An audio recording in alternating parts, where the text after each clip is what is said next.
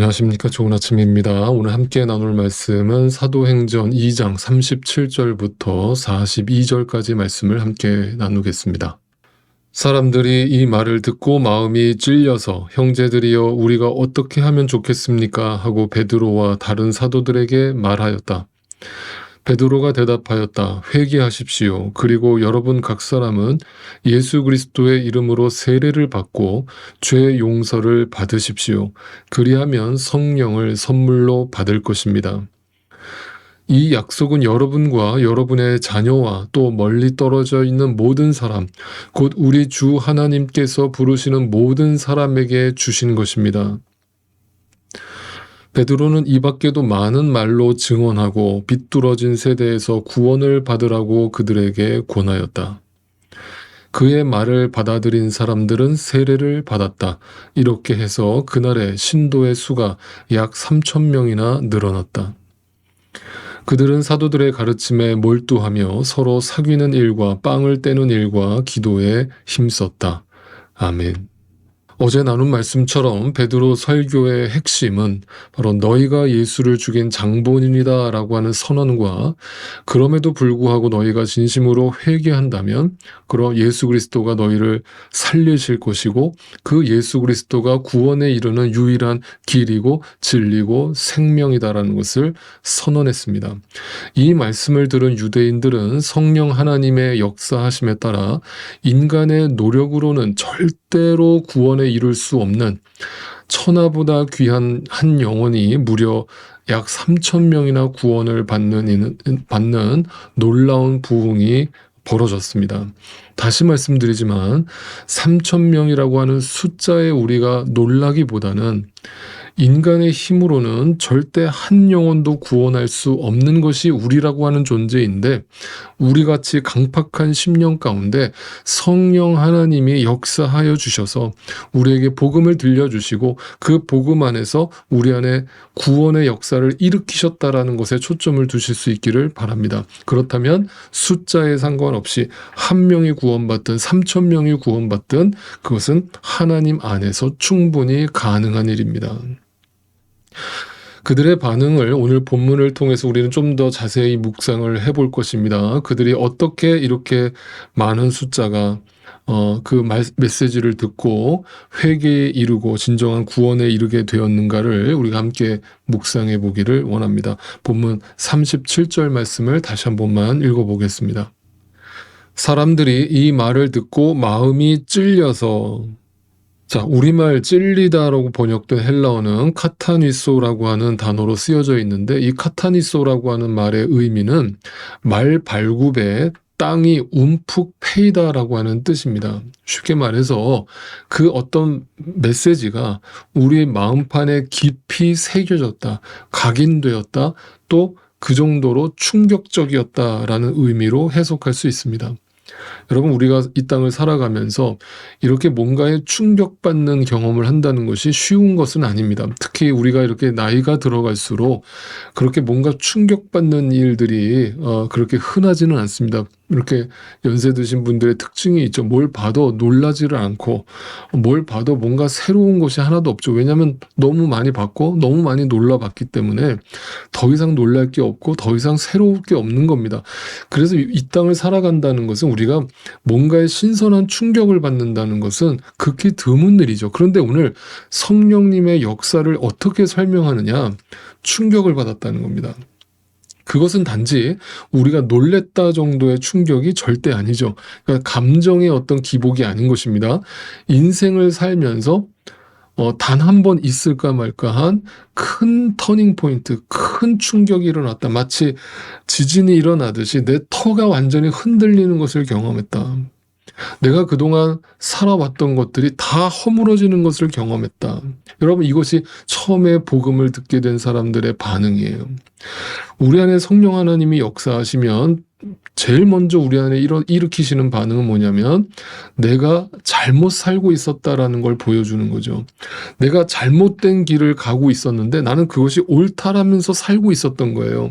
그런데 성령 하나님이 우리 안에 역사하시면 그걸 보여주십니다. 내가 가고 있던 그 길이 내가 살아가는 방식이 잘못 가고 있었다라는 걸 보여주는 거예요. 여러분, 그걸 알고 나면 충격을 받는 거죠.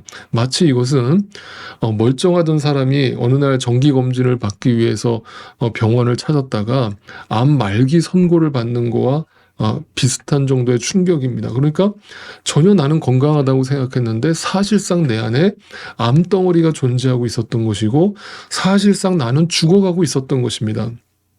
제가 이걸 비유적으로 표현하다 보니까 죽어가고 있었습니다라고 표현을 했습니다만, 성경적으로 말한다면 죽어가는 게 아니라 여러분, 이미 여러분은 죽어 있었던 겁니다. 그것을 알지 못하면 육신의 삶이 전부라고 생각하며 내 영이 죽어 있다는 사실을 전혀 알지 못한 채로 살아가는 것입니다. 그걸 성령 하나님을 통해서, 복음을 통해서 알게 된 겁니다. 내가 바로 죄인이며 내 영이 죽었으며 내가 예수를 죽인 장본인이라는 것을 성령 하나님께서 깨닫게 하신 것입니다. 이걸 깨닫자마자 충격을 받은 겁니다. 그 충격이 말발굽이 땅에 움푹 패이듯이 큰 파장을 일으켰고, 그것이 내 인생의 터닝 포인트가 된 겁니다. 여러분, 그것을 회개라고 하는 것입니다. 그래서 회개란 가던 길을 돌이키는 것입니다. 돌이킨다는 건 뭔가 내가 잘못 가고 있었다라는 인식이 없이는 절대로 나오지 않는 행동이죠. 그렇다면 이 찔림이 단지 어떤 양심의 찔림이었겠는가? 절대 그렇지 않습니다. 뭔가 내가 윤리도덕적인 잘못한 것이 있어서 그 양심적인 가책과 양심적인 찔림이 일어나서 회개에 이른 것인가? 그래서 어느 종교가 주장하는 것처럼 날마다 고해성사를 하면서 그 회개를 해야 되는 것인가? 그 얘기를 하는 것이 절대 아닙니다. 양심의 찔림이라는 건 믿는 사람이나 믿지 않는 사람이나 누구나 인간이라면 가지고 있는 감정이에요. 그 감정에 지나지 않는 것입니다. 그러니까 구원이라고 하는 것이, 회개라고 하는 것이 단지 우리 감정에다가 호소하고 있는 것이 절대 아니라니까요. 그것은 시간이 지나면 잊혀지기 마련이고 반드시 또 흐릿해지기 마련입니다. 그래서 양심이라는 것은 계속 활동을 해야 되는 것이죠. 그래서 상황에 따라 또 양심이라는 것이 변하기도 하는 것입니다. 자, 그래서 이 찔림은 우리 영이 깨어서 회개하게 되었음을 말해주고 있는 것입니다. 우리의 죽었던 영이 살아나는 것을 의미합니다. 소경되었던, 눈 감고 살아가던 나의 영이 다시 보게 된 것을 의미합니다. 진리에 대해서, 이 세상의 이치에 대해서 눈을 감고 살아가던 우리의 영이 깨어난 것입니다. 그것이 충격적으로 다가온 겁니다. 그래서 그들은 즉시로 세례를 받았습니다. 여러분, 세례, 침례라고 하는 것은 절대 형식이 아니라고 제가 여러 번 말씀드렸습니다. 세례, 침례의 본질이 뭡니까? 나의 옛사람이 그 물속에서 죽고 그 물 밖으로 나올 때 내가 예수 그리스도와 함께 다시 태어나는 것을 의미합니다. 쉽게 말해 예수와 함께 십자가에 죽고 그리스도와 함께 연합하여 부활했음을 의미합니다. 그러므로 이제는 내가 사는 것이 아닙니다. 내 안에 성령께서 사시는 것이고 내 안에 예수가 사는 것입니다. 그 예수로 인하여서 이제 내 남은 인생은 살아가게 되는 것일 뿐이지, 성령 하나님에 의해서 내가 이끌림을 받는 것일 뿐이지 내가 사는 것이 아닙니다. 그렇다면 우리의 영만 부활하고 우리의 영만 거듭난 것이 절대 아닙니다.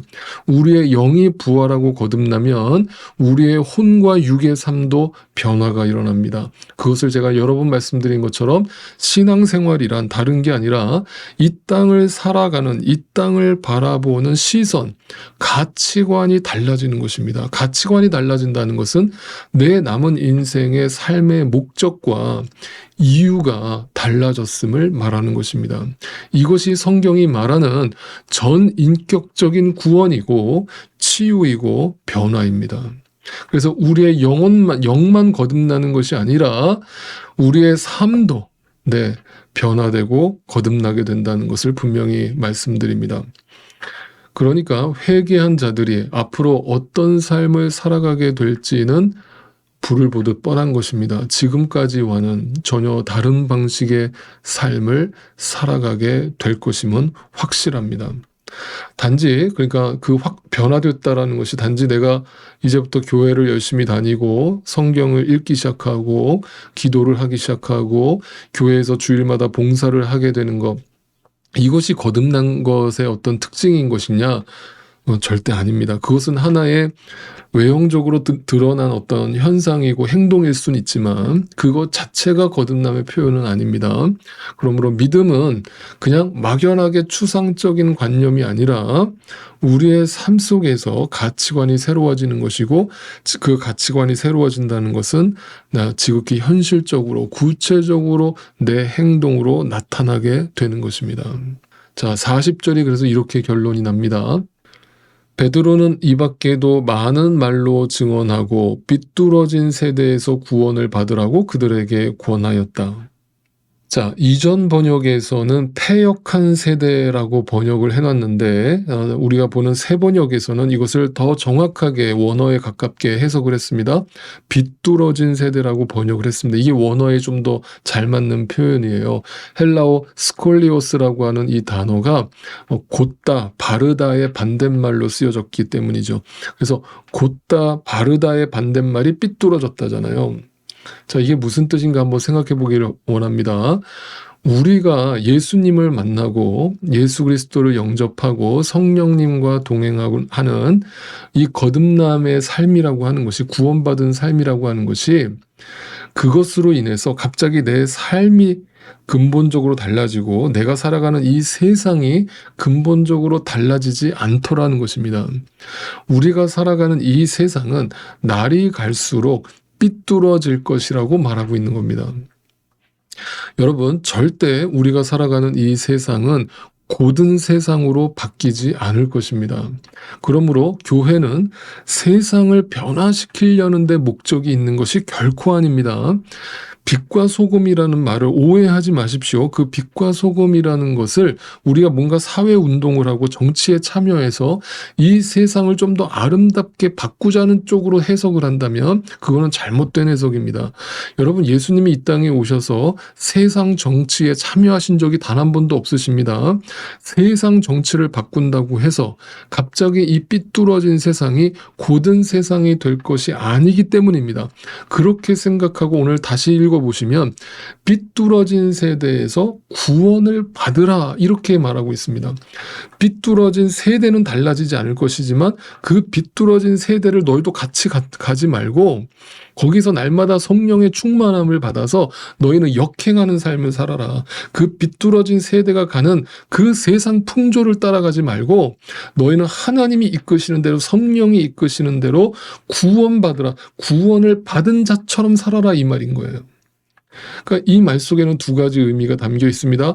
우리가 살아가는 이 세상은 절대, 삐뚤어진 세상은 고든 세상으로 바뀌지 않을 것이라는 말과 함께 그 비뚤어진 세상에서 구원을 받는다는 것은 날마다 성령의 다스림 속에, 성령의 충만함 속에 이 세상을 살아갈 때 비로소 우리는 이 세상을 이길 수 있다라고 가르쳐주고 있는 것입니다.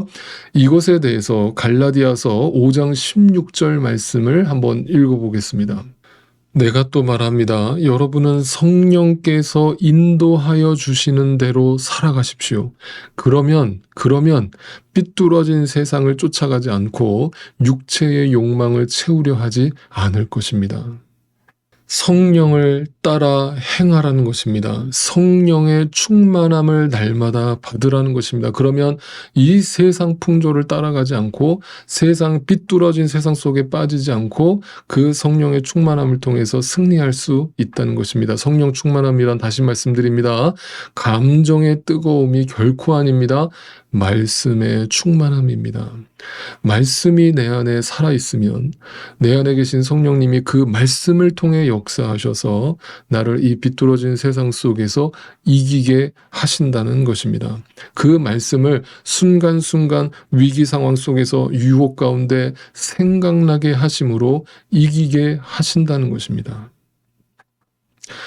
사랑하는 성도 여러분, 정말 예수님을 믿으십니까? 그렇다면 여러분 안에 성령 하나님께서 거하고 계심을 또한 믿으십니까?